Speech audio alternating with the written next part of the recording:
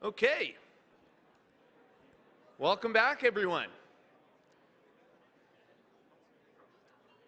Couple of stragglers coming in, I see, including my mom. Come on, Mom. Let's get moving. Okay, everyone, welcome back. Obviously, we're thrilled about the way that the program is going. I hope you're enjoying it so far. We have lots of great stuff to come as well. Thank you, thank you. So I'm very excited about our next keynote, and also very anxious to introduce our generous sponsor. So without further ado, it is my pleasure to introduce our sponsor for this keynote, Nova Chemicals, and to invite another new CEO to our great city to the stage. Ladies and gentlemen, please welcome Luis Sierra, President and CEO of Nova Chemicals.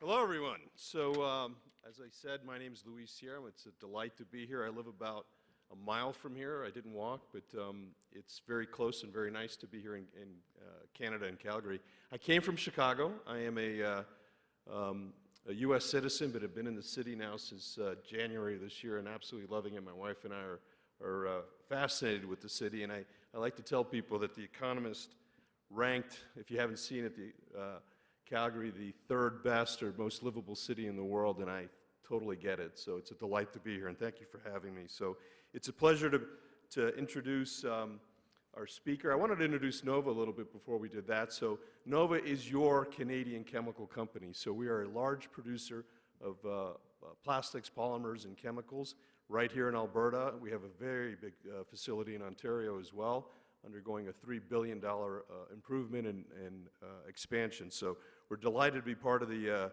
fabric of what is Canada and its institutions. I also wanted to kind of bridge Nova back to the CAP and the Canadian Association of Petroleum Producers. So the CAP plays a vital role in the value chain and in the infrastructure that feeds industries like ours. So we're delighted to have CAP and a friend at CAP that can help us and help others in our industry to continue to invest and evolve. So we value that. Nova takes its responsibilities in Canada very, very seriously. We're very dedicated to the decarbonization of what we do, very, very committed to the circularity of plastics, and we're advancing things and technologies. And indeed, in Edmonton, we're going to start up a pilot plant with a Montreal-based technology company called Enerchem on the next wave of how to do that kind of very important step. So without any further ado, I wanted to introduce Lisa Baiton. So she has been with the head of CAP, the CEO of CAP, for all of 8 weeks. So I think that organization has actually recruited an exceptionally talented and powerful voice for that organization. She's had a 33-year career in a variety of different roles, global roles, and most recently 11 years on the leadership team for the Canadian Pension Plan Investment Board. So she's been in a variety of roles in that organization, including managing director and head of global public affairs. So an expert in geopolitics and political and regulatory risk, as well as market access, and has been an advisor and coach and someone that people rely on at the very highest levels of organizations and multinationals in Canada. So without further ado, Lisa.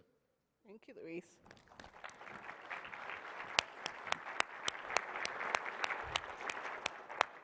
Thanks, Luis, for that introduction, and also for being the sponsor of my remarks today. You may not know that NovaChem played a pivotal role in me taking this role.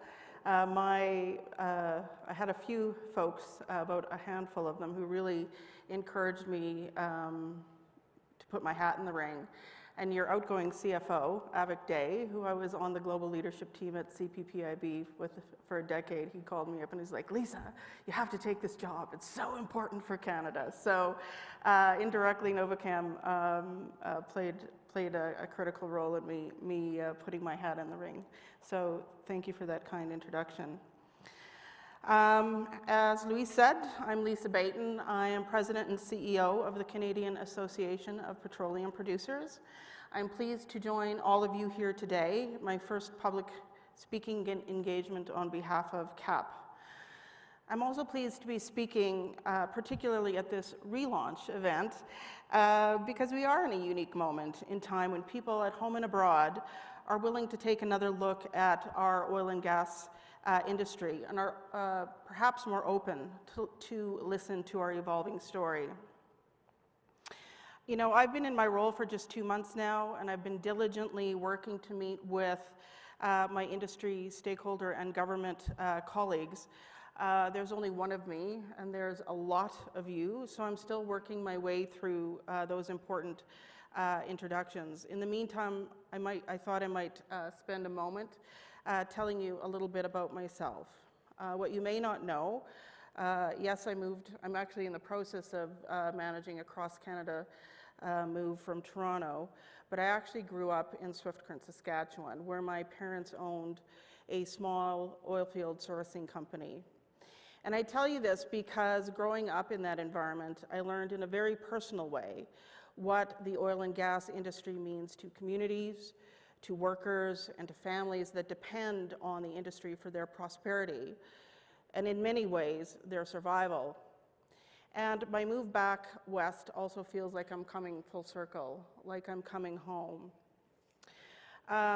Second, as Louise has pointed out, I've had a 30-plus year career, and I don't know if Lisa Raitt is still here, but I'm no longer the young, fresh thing either. I think if you ever meet somebody who's named Lisa, they're born in 1966 or 1967. So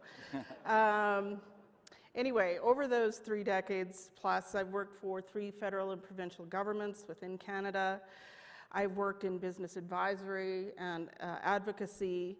And as Louise pointed out, I most recently spent over a decade on the global leadership team of CPPIB, which is one of the top 10 retirement funds in the world, and one that leaned into the energy transition well over a decade ago, and did so while still very much supporting the oil and gas industry, both as a generator of prosperity for the 20 million Canadians who contribute to the CPPIB, to the CPP, but also as a critical piece of the transition to a balanced energy mix. So I hope to bring those collective experiences to bear on behalf of CAP members in terms of their need for regulatory certainty, market access, as well as access to capital. And third, while it might not be overtly obvious from looking at my biography, the golden thread in my career has always been choosing roles where somehow I could contribute to the greater good. As a proud Canadian, I'm invested in the success and progress of our oil and natural gas industry. So it's really a great honor for me to come back to Western Canada and take on this role, as well as the immense responsibility of representing our innovative industry that spans natural gas to light oils to bitumen across our resource-rich provinces, particularly at a time when the world is grappling with the unprecedented challenges of ensuring the difficult task of simultaneously providing energy security, affordability, reliability, and achieving GHG emission targets in the face of consumer demand. So now that you know a little bit about who I am, let me tell you a little bit about my vision for CAP's relaunch. In my meetings over the past couple of months, this is perhaps the question I get asked most, which is, what is your vision for CAP? Broadly speaking, I can say that my vision for CAP is to be a constructive and solution-oriented partner, working with all governments and with all parties, both here in Canada, but also globally. We want to continue to engage our energy citizens, but as part of this moment, when people are open to taking another look at our industry, I also really want to engage in a dialogue with a much broader set of stakeholders. I want to relaunch the conversation about the next phase of over a century of industry innovation, exploration, and development, and the value that it can bring to the table to address the collective global challenges of energy and the environment. And in that spirit of collaboration, avoid policy discord and foster a better understanding of providing cheap, clean, and secure energy. But before I get too far into the future, I do think it's worth taking a moment to reflect back on where we've been for the last several years. And I know I'm not going to be telling you anything that you don't already know, but I do think it is important to look back, particularly within the context of the recent high commodity prices. We need to remember that our industry is just now emerging and rebuilding from one of the most challenging periods in our history. Sustained low oil and natural gas prices put our industry under extreme pressure. The last several years were marked with staff layoffs, the slashing of capital budgets, and a focus on survival. And then COVID hit in March 2020. You may recall that in the first few weeks of the pandemic-induced economic meltdown, Saudi Arabia and Russia saw the rapid demand destruction in oil as an opportunity to inflict as much economic damage as possible on the North American oil industry. In the process, they planned to capture a larger share of the market. They began pumping oil into an oversupplied market, driving prices lower, right down to actually hitting on negative $40 per barrel. After years of sustained struggling commodity prices, Canadian producers were hit extremely hard, and our companies were faced with truly an existential threat. Any policy, regulation, tax that added a cost to production forced leaders to look at their businesses to cut costs. The real-world consequences were that supervisors had to look their coworkers in the eye, people that they had worked alongside for years, and tell them they no longer had a job. That near decade-long downturn also saw investment leave traditional energy and saw that investment leave Canada. So in this era, our industry fought. It fought to survive, it fought to save as many businesses and as many jobs as possible. And it was, perhaps, the right strategy for the time. But we're entering a new era, and in just a matter of months, global market fundamentals have significantly changed.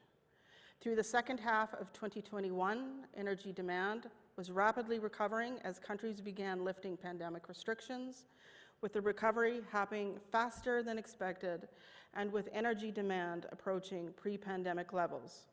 With this uptick in demand, commodity prices were rising. Through a nearly decade of low prices, Canadian producers became leaner and more efficient. A region that was once considered a higher cost moved to one of the lowest cost sources of oil and gas in the world. An industry known for outspending its cash flow was now focused on generating value. At the start of the recovery, companies changed their focus from survival to rebuilding their businesses after all of those hard years, repairing their balance sheets, compensating shareholders for their patience, or working to attract them back. In just 1 year, the Canadian oil and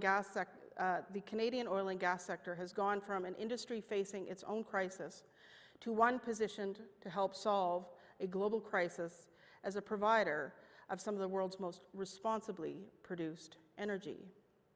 This has resulted in a shift in attitude, a shift from survival to hope. The consensus among CAP members today is a focus on how they can contribute to and help solve some of the biggest challenges facing the world today. I'd like to take a few minutes to talk about our industry's role in supporting Canada's climate change goals. To paraphrase our Prime Minister, who recently said, "We are leading on climate change because we're a big oil and natural gas producer," our industry would agree with the spirit of that assessment.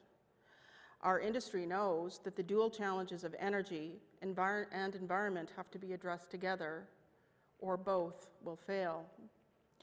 Canada is a global leader in emissions-reducing innovations and technologies, and Canadian producers are uniquely positioned, both as secure suppliers of sustainable energy and global leaders in GHG emission reduction through the advancement of those innovations and technologies.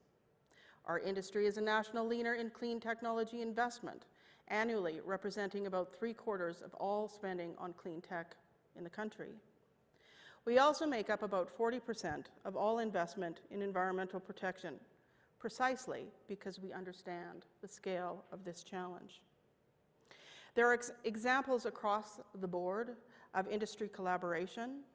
One is the Oil Sands Pathways Alliance, where competing companies have joined together to pool their knowledge, to pool technologies, and to pool investment dollars to achieve the goal of net zero emissions from the oil sands production by 2050. Thanks to innovations already in place, oil sands mining emissions intensity decreased 14% from 2013 to 2019, even as production increased by 59%. The same spirit of innovation permeates the rest of the industry.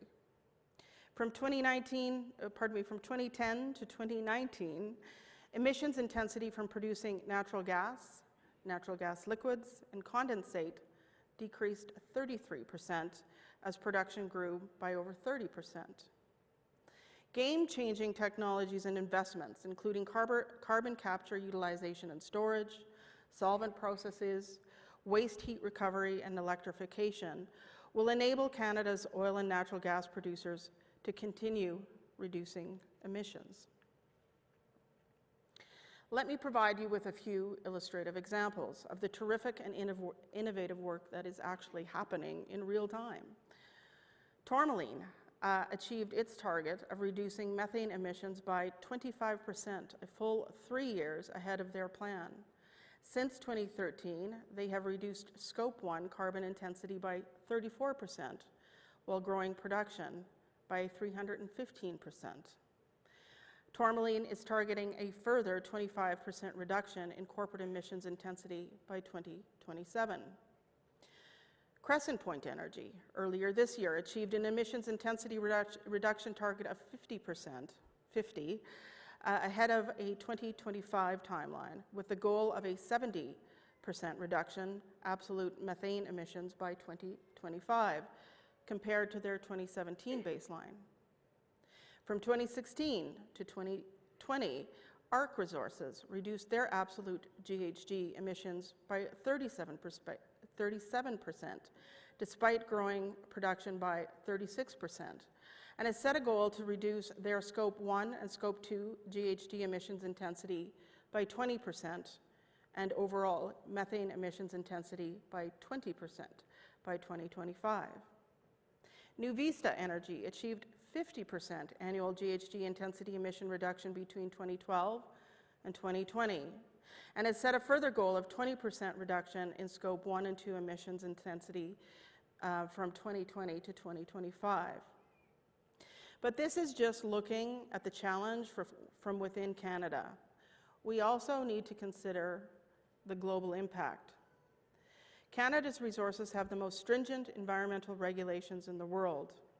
Using Canadian oil and natural gas over the long term will result in lowering global emissions, likely far greater in magnitude than whatever we can accomplish by just focusing solely on domestic emissions.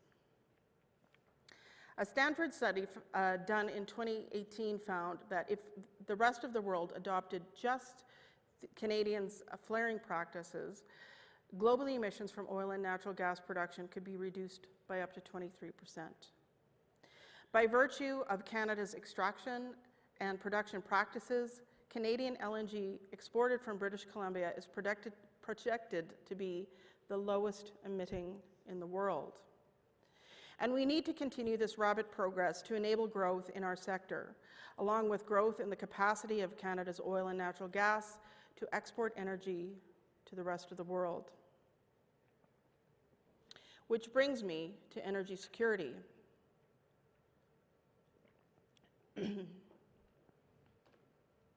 Now, on top of climate considerations, where your energy comes from and who is producing it are equally important. With a relatively small population, but with the third largest oil reserves on the planet, larger than Russia's proven reserves, along with some of the most prolific and economic natural gas fields in the world, Canada has great potential to become the preferred global supplier of energy. Today, Canada is approaching record oil production, thanks to the additional export capacity brought on by Line 3, which started at the end of 2021, moving record high exports to the United States. An important note is that any additional energy exports from Canada contributes to the global supply. Even though currently nearly all our oil and natural gas exports go to the US, that does not allow more exports from the US to reach global, that does allow more exports from the US to reach global markets like Europe. But energy security is not a short-term challenge. Russia's invasion of Ukraine has raised awareness of the risk democratic nations are taking when they depend on autocratic and unfriendly regimes for their critical energy needs. According to the International Energy Agency, the IEA, on the world's current trajectory, 103 million barrels of oil per day will be needed to meet global demand by 2030, with natural gas consumption continuing to increase through 2050. Even in the IEA's net zero scenario, oil and natural gas continue to be part of the energy mix. Also, in that scenario, the IEA predicts OPEC and Russia combined will control the vast majority of the world's oil and natural gas production. The opportunity to help improve and stabilize global energy security is not just an opportunity for Canada's oil and natural gas sector. It could be considered an obligation to our G7 allies and trading partners around the world. As we drive down our emissions profile and look to increase our export capacity for oil and natural gas, Canada can play a much bigger role on the world stage. As capital leaves the energy market in Russia and potentially other authoritarian regimes, Canada can proudly offer a safe landing for that investment. This will benefit Canadians and our G7 allies and trading partners. We can drive down global GHG emissions, we can provide a safe and responsible source of energy to the world, and we can enhance the geopolitical influence of Canada, as well as our global allies in Europe, UK, and even the United States. The price at the pump is directly impacted by the price of oil, which has risen due to a global shortage of supply, made worse by Russia's invasion of Ukraine. The path to lower consumer costs is enabling growth in supply from democratic nations like Canada to help match the growth and the growing demand. In addition, as a producing and exporting nation, every barrel of oil and every molecule of natural gas produced here benefits Canadians across the country. New investment means more jobs and more opportunities to start businesses as our industry supply chain reaches across every province in this country. With growing production also comes increasing revenues for governments, critically important as we work to recover from the COVID-19 pandemic. The royalty frameworks and tax systems in place act as a windfall mechanism to governments at all levels. It's already built in. For example, between 2018 and 2020, combined government revenues averaged $9 billion annually. In 2021, as a slow recovery in our industry began to take hold, revenues to governments doubled to $18 billion. In 2022, with higher commodity prices and growing production, that number is expected to be significantly higher. Peter Tertsakian from ARC Energy Research Institute recently estimated that royalties in Alberta alone could top $24 billion this year. So this is why I say Canada in this moment has an opportunity to relaunch, to chart a new path for our oil and natural gas industry. People are looking for solutions to ensure that they have reliable access to safe and affordable energy. They will want to prosper today without jeopardizing the future of their children. It will be important for stakeholders across the country, industry, federal and provincial governments, the Indigenous community, and all Canadians to come to the table with solutions. My ask of you here today is to take a fresh look at your oil and gas industry. Our industry is transforming for a new era. Canadian producers are leaders in emissions reduction research and technology development. Canadian producers are positioned to create opportunities for prosperity across Canada. It is time to start not just a new conversation about our energy future, but to sit down together and chart the path forward where Canada takes its place as a global provider of safe, secure, and responsibly produced oil and natural gas while lowering the world's greenhouse gas emissions. To conclude, let me leave you with a quote from the director of the USA Bureau of Economic Geology and chairman of the Switch Energy Alliance, Dr. Scott Tinker, with whom, thanks to ARC Resources, I had the privilege of sitting down with one-on-one this past week. Dr. Tinker said, "The dual challenge of energy and the environment is not easy, but it is solvable. We will solve it if we act as one team to better our country and to better our world." Thanks for having me.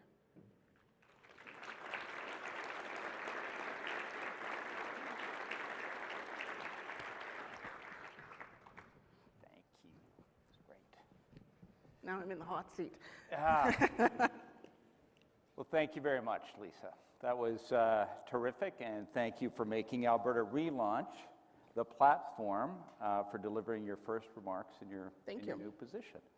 Welcome to Alberta, and I could tell you your remarks couldn't be more timely. I think people in this room are all excited to hear where the industry is headed at this crossroads. So, let's start with the obvious thing. We have a federal government that's very determined to start to lower emissions. We have net zero targets by 2050. So in that context, what can CAP bring to the table when you sit down with the minister in Ottawa? Well, I think as I mentioned in my remarks, our industry has just an incredible wealth of knowledge and expertise in decarbonization. So bringing that to the table is really key. As well as being a thoughtful and collaborative and solution-oriented partner in terms of how we pragmatically move forward together and achieve both of those environment and energy objectives. We also can do a lot of things. I mean, we can leverage the technological innovation, and I think we spend $1.4 billion a year as investors in that space, and that can be leveraged not only for our industry, but we can leverage that and we can provide that knowledge to other industries here in Canada, but to other countries as well. There was commentary earlier this morning that there are other sectors that need attention in the GHG space, and we can be a resource both to governments on kind of a pragmatic approach going forward, but we can also be a resource to other industries in other countries. So you just mentioned LNG, which is, I think, an exciting, you can call a commodity exciting, pretty exciting for a lot of people in Alberta who see LNG as potentially a great export that can actually, at least in the short run, do a significant amount to lower emissions. Earlier, my friend Lisa Raitt talked about affordability being clearly a highly important issue, and of course, right now in Europe, I think they're paying over $30 at MCF for LNG. So I'm just wondering about, with LNG being so affordable, available here in Alberta and Canada, easy to transport. I guess my question is, can we expect the Government of Canada, who has approved, the big coastal LNG project, can we expect them to be loud advocates for LNG when they sit down at the table with some of their contemporaries in some of the other G7 nations?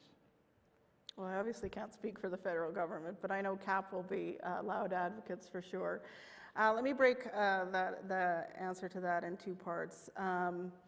On the climate change impact, I think the biggest impact we can make in the short term is exporting cleaner LNG to markets to displace coal. And we've seen since the Russian invasion of Ukraine a lot of, and the supply shortages, a lot of countries moving back to dirtier sources of coal. So, I think if we want to make a really big impact, that's a really easy, quick way to do that. We are very encouraged by what we're seeing from the federal government. The investment they've made in LNG Canada, their interest in building LNG capacity on the East Coast. And we'd hope that, Canada can also look at the broader opportunity. I mean, if we just look down south to the U.S., only 8 years ago there was probably zero LNG capacity in the U.S. and now they're one of the biggest players, and Canada could very easily catch up or surpass the U.S. in that regard. The second question you talked about was affordability, and really, for energy prices to come down for consumers, it really comes down to how quickly can we get our product to market. And I'm not telling this room anything that they don't already know, but transportation capacity is critical for that. And those aren't easy discussions. And it would have to be a national priority where many stakeholders all agreed that was a priority. But I think we would like to make the case that we need to rethink about some of those things like transportation infrastructure and transportation capacity, both in the context of energy security and energy supply, but also its impact on affordability, and as we discussed on LNG, the positive impact it can have globally on reducing GHG emissions. So we don't have a lot of time here, so let's go on to the next issue, which in my mind has to do with your background. The ESG movement is big and powerful, and it's an area where you have a lot of experience. You spent 11 years, a third of your career at the Canada Pension Plan Investment Board. And Canada's oil and gas sector has some of the highest ESG scores in their sector of anybody in the world. So how do we convince our friends on Bay Street and Wall Street that Canada's energy producers who work in oil and gas with these extraordinarily high ESG scores are investable? How do we leverage what you've learned about our energy industry in Canada to ensure that we continue to have that flow of investment into the oil patch? Sure.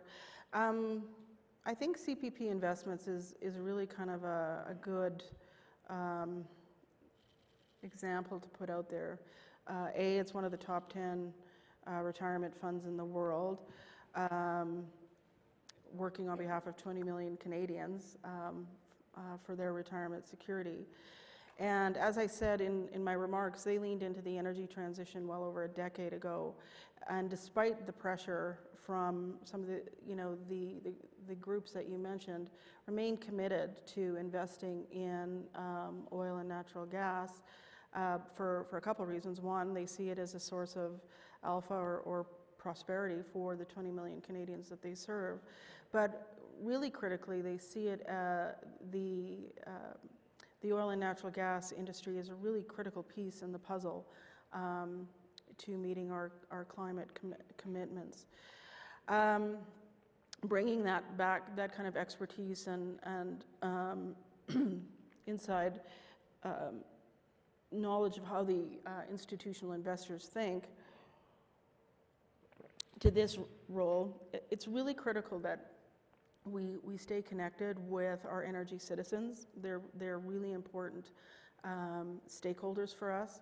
But I think what CAP could do is a much better job at is speaking to a much broader set of stakeholders, and the investment community is one of them.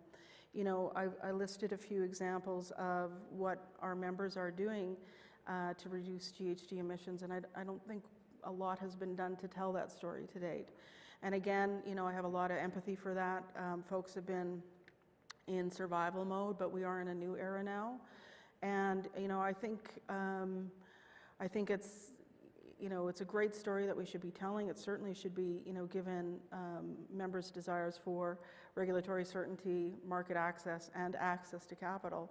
It's one where we really need to spend a lot more time speaking with the investment community so they really do understand the industry in a deeper way and really do understand the kind of investment that is happening in clean tech and innovation that is contributing to GHG reductions.